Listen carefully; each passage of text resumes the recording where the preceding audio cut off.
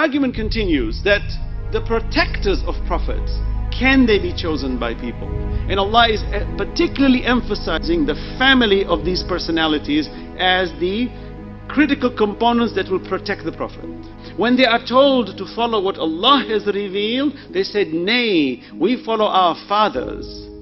So Allah asks them the question, even if your fathers are taking you in the path of shaitan to hell, you follow them? Which one are you going to follow? On Judgment Day, you want to join your father if he's been thrown in hell? And at the end of the day, even you and I, with our little traditions that we have in Islam, and you say, I was born with this tradition, you know, I have to do this tradition.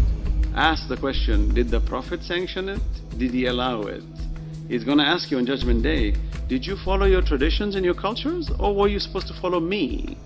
Because Allah says in the Quran, النَّبِيُّ أَوْلَى بِالْمُؤْمِنِينَ مِنْ أَنفُسِهِمْ. The Holy Prophet has greater right on the believers than the believers have on themselves.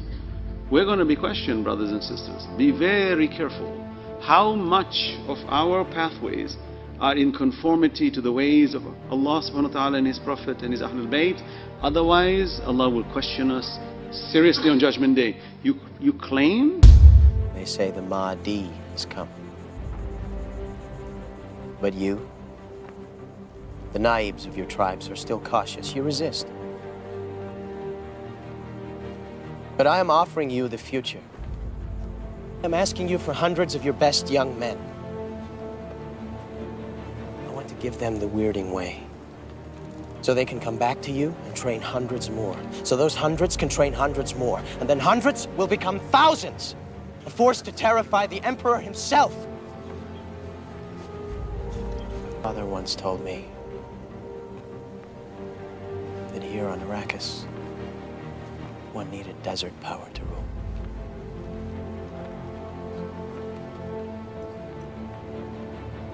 You are desert power, and nothing can stop you if you believe. Understood this concept. He understood that if I place my trust in Allah, whether I'm 8, whether I'm 11, whether I'm 60, I have my principle straight. Islam is a religion of principle. Islam teaches you to be firm, regardless of what happens. Be firm in your principle. Because I have my place, my trust placed in Allah subhanahu wa ta'ala. And when my trust is placed in Allah, there's nothing I should fear. This message should be applied today. What do I mean? It's our duty to come today and to realize who's the shimmer of our time. It's our duty to realize who's the Yazid of our time. Yazid of yesterday is gone. Shimmer of yesterday is gone. Go find him 6 feet under. Today, we're supposed to be answering the call of Abu Abdullah al-Hussein. When he said, is there anybody out there to support me? After 1400 years, we're supposed to be answering that call. Saying, oh Abu Abdullah, we're here to answer that call. How are we supposed to answer? Through our tears? No. Excellent. Emotions is only one piece of the equation. Yet through our practicality as well. And it starts very simple. I don't have to be a alim. I don't have to be a Gnostic. I don't have to go study Hawza for 30 years. No. It starts on a very contemporary level. You see oppression, you see injustice, go against it. 313 refined characters we don't have. If Imam Mahdi alayhi salam had companions to support him, he would be here tomorrow. That's why you find that Imam Sadiq alayhi salam one day was asked, oh Imam, why didn't you revolt against the leader of your time, the dictator? He told them, I didn't have enough companions. Tells him, Imam, what do you mean? We're all sitting here, you're companions, about 40 of us. He said, if I had 40 companions, I would have revolted against the leader of my time. The people were surprised. They're all sitting there, the companions of Imam Sadiq alayhi salam. What did he do? He called a man and he built a fire. He told him, jump in this fire. He told him, jump in the fire. He said, Imam, what do you mean jump in this fire? Do you want me to be killed? Do you want me to burn? He told him, stand on the side. He calls another man by the name of Harun al-Makki. He tells him, Harun, jump in the fire. Instantly, without questioning the Imam, without the most minute sense of hesitation, he jumps into the fire. He said, if I had 40 companions like that of Harun, I would have led a revolution against the leader of our time. Indicating what? Indicating that if Imam alayhi salam came to us today and told you, are you prepared to sacrifice myself? We come on these manabir, we come on these pulpits, but can we honestly say that we are qualified to be soldiers of Imam Mahdi alayhi salam? A scholar once narrated, a speaker that has studied, a scholar that has studied for years, he says he had a dream which caused tears to fall from his eyes, which put him in the most depressed states ever. They asked him, what was that dream? He said, in this dream, what did he see? He seen that he was there, one of the soldiers protecting Imam Hussein alayhi salam. He said he was looking as the arrows were coming. He says, instantly I seen a rapid arrow come towards my way. I ducked, it fell into the body of Imam Abu Abdullah al-Hussein. This is a scholar we're speaking. He woke up and he realized what the message trying to be sent to him was. Telling him, yes, you're a scholar. Yet if you're not tested, then you're never going to know if you're a true follower or a companion of Imam Hussein alayhi salam. You should wake me up, because we're in the state of ghafla. He asked him, is the 12th descendant of Muhammad born? He told him no. But if he was born, and if I came into contact with him, I would serve him with the days of my life. This is the infallible speaking. This is the Imam, the father of science, the father of religion, Imam Ja'far ibn Muhammad al-Sadiq. He says that if I was able to see my 12th Imam, I would be there. If I was living in his time, I would be there to serve him. We are living in the time of Imam Mahdi. Today, we're living the moments of Imam Mahdi alayhi salam. What are my responsibilities towards this Imam? How can I serve him? How do I serve my Imam? Rasulullah comes and says what? He said, he who dies without noting the Imam of his time has died the death of what? Of those who died in the era of ignorance. When I question whether or not a lot of us even have the right to call ourselves Muslim, I do. I question whether we have that right.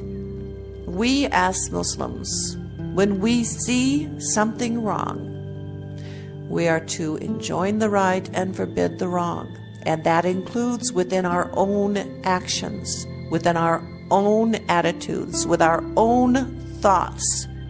We need to identify, first of all, whether or not we are Muslim. What does it mean to be a Muslim? A Muslim has a special bond with the Creator of the universe. That's what we say. We have this special bond with the Creator of the universe because we have direct access, because we have the Quran, which is the perfect, uncorrupted Word of God that was recorded at the time of delivery, not from the memory of man, and has been preserved for all of this time and will always be preserved. Okay, we're a step ahead because we have the messenger of Allah who was the example for us, the clarifier, the explainer. And that's supposed to set us above and beyond everybody else. But you see, it doesn't. It doesn't because we're not applying it to our own lives. We are not living Islam. We are not living Islam. We as Muslims are still busy blaming other people for our problems rather than taking responsibility for our inaction and for our actions. No, we're not ready yet to start making changes in the world. We can't make changes in the world until we reestablish Islam within our own hearts, within our own actions, within our own thinking patterns. We should love Islam more than life itself. And yet we go around in a state of selfishness, thinking only about what is in our best interest, not in the best interest of other people. We go around in a self-absorbed state where we don't even consider the impact of what we are saying and doing will be. And every word you say impacts upon someone. Every action you take impacts upon someone. This is why we are told not to waste our word and to guard our tongue, and we're warned that the word can be a dangerous thing. All you will do is make things worse. So again, I question whether or not we have Islam in our hearts, whether we have Islam in our intentions. Or has our ego gotten the better of us? Is our nafs speaking out so loud? Are we so concerned at impressing people and impressing each other that we've forgotten what it is that we are supposed to be? We should be humble before Allah, knowing that He has given us gifts beyond our wildest dreams, hope beyond our wildest hope. Knowing that Allah is there with us and giving us the guidance and the knowledge that we need to be successful both here and in the hereafter. Knowing that Allah subhanahu wa ta'ala is always going to be there as the perfect friend, the perfect companion, the most merciful, the most compassionate, the most loving, the most pure, teaching us how we also should be exhibiting love, compassion, mercy, friendship, protection, purity. When we have corrected our own hearts, when we have corrected our iman, when our adab is truly Islamic, when Islam is the beat of our heart, then we can talk about what it is that we're going to do to change the other people. But you may be surprised how little you want to change other people when you actually begin to live Islam, because you will quit being so quick to judge. Allah is the judge, you are not. You do not see the action behind the word. You do not see what is written in the heart of any individual, no matter how great their words may be. You cannot judge.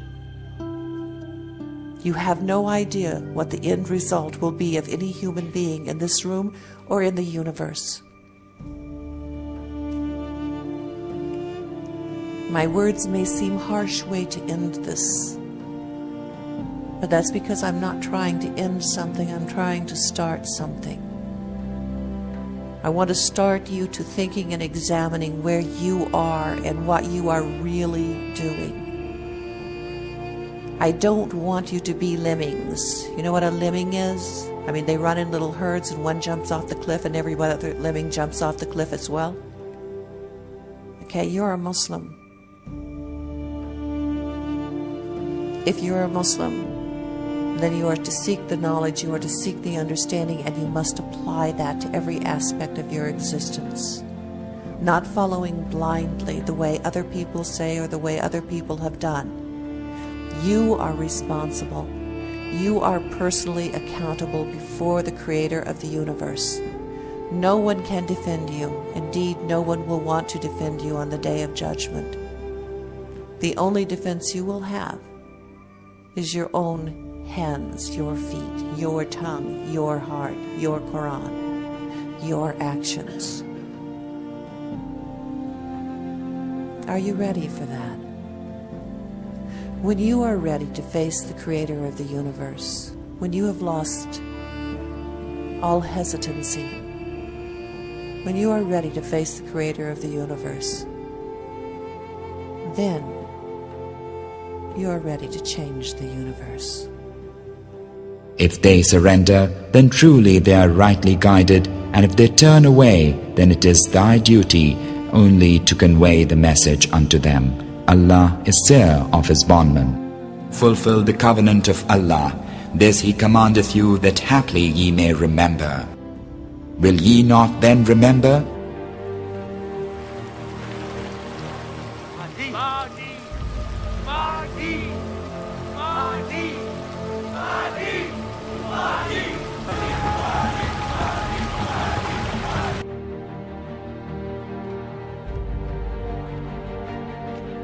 The men have gathered the supplies. We're almost ready to depart. What are they waiting for?